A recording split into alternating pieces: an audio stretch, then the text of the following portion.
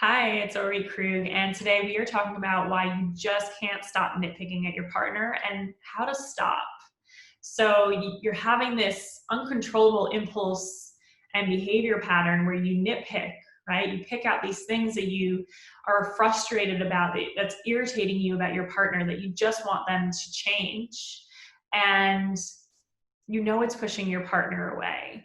And the number one reason why this happens is because when you've experienced trauma, the easier thing to do is, what feels easier is to not look at your own stuff and to actually project your own issues and your own unhappiness about yourself onto the closest person to you, which happens to be the person you're married to, the one you're living with, right?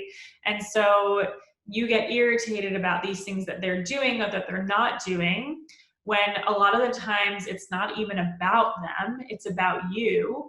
And they just feel like, why is she trying to change me? Why is she unhappy with this? Like, this is not a problem for me. Why is it a problem for her? I'll be really upfront. I used to do this. This was one of the things that I did for the longest time that almost pushed my husband away for good. And this is something that often comes up with our clients. So I'll give you an example of a former client of ours named Carrie, who would wake up every day, look over at her husband and just be so irritated, like waking up, like, huffing and puffing and just feeling like crap, right? When you wake up, that irritable energy, like you just feel like shit. And so, she'd wake up, she'd be irritated. He's so lazy. He's just, not doing what he needs to do.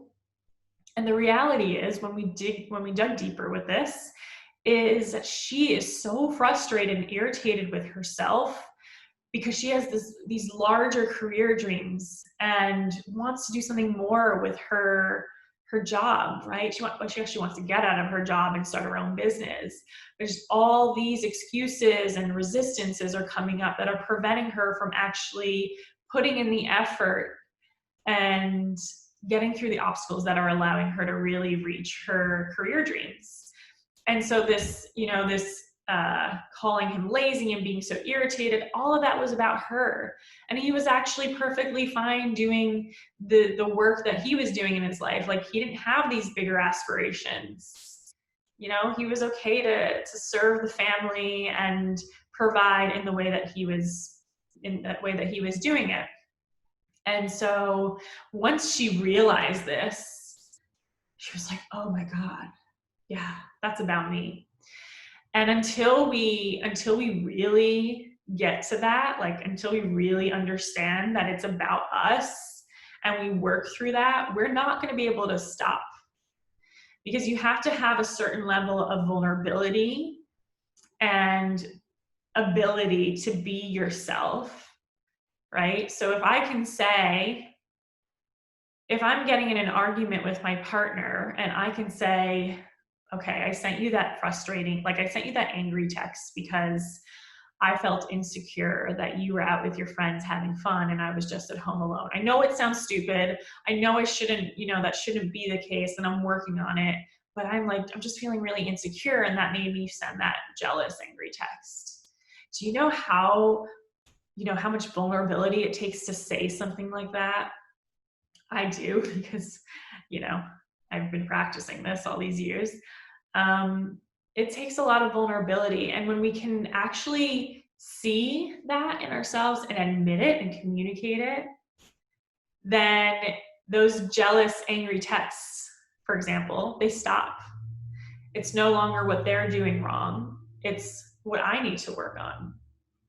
And that is going to be the thing that helps you stop nitpicking and outwardly projecting your own issues that you need to resolve. And if you do that, if you make that shift, you are no longer at risk for pushing your partner away. You get to save your relationship. So it's worth doing the work that you need to do in order to fix this, in order to heal this. And if you're hearing this and you might even be like, yeah, I know, but it's just in the moment, I can't control it, I just keep doing it. Well, then it's a much deeper issue in your body and in your nervous system. and that no amount of talking or having that mental awareness and insight, there's no amount of that that's going to change the behavior. You actually have to do the deeper work to experience this shift in this unhealthy pattern. And that's what I want to offer you today, is a free training called Wire for Love, where I will walk you through what it will take for you to rewire your nervous system, release that trauma that's causing you to continue this unhealthy pattern, and how to connect in love and vulnerability and work through all of your own stuff without talking about it over and over again, without having to go through that heavy, dreadful, like, yep, this is what I'm doing, this is what I want to do next. Like, you don't have to do any of that. We can do this in a way that's enjoyable, where you actually heal your trauma and change your patterns in a way that works, that lasts, and also is fun. Yeah, that's possible. So if you're interested in understanding how you can do that and how it is so possible for you, no matter how many years you've tried to talk your way out of breaking this habit, I guarantee you that this training will bring you closer than years of talk therapy, of couples counseling ever could. So wherever you're watching, the link will be to the side, above or below. So click on that link to sign up for my free Wire for Love training. And I can't wait to help you let love in. Bye.